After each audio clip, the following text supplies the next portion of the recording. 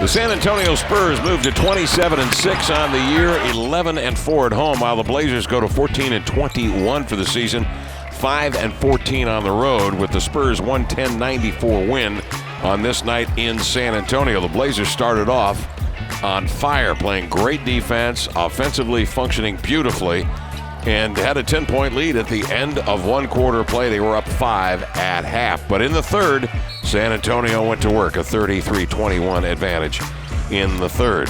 But I would think, as you mentioned during the broadcast, Lamar, there are no moral victories in this game of professional basketball. It's pretty cut and dried. However, there were some elements that were interesting defensively in the first half. No moral victories, but there are learning lessons. There are things you can take from one game into another. And for the Blazers, you take your best defensive half of the season, hands down, into the rest of your year. You build upon it. These guys were flying all over the place. The few times that they got beat, you had guys flying in out of nowhere, blocking shots, rejecting everything. The ball screen defense was great. The rotations were there.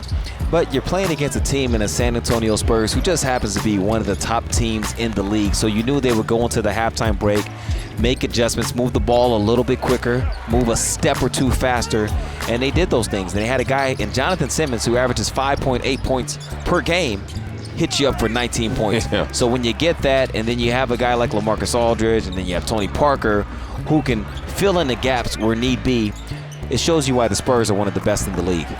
Well, at half, the Blazers had forced San Antonio into 14 turnovers, and they had 8 steals and 3 block shots and shot 50% in a very, very tough building here, AT&T Center in San Antonio. So they'll take that and move into the new year against Minnesota on Sunday, and we'll have the tip for you right here on the Big Box.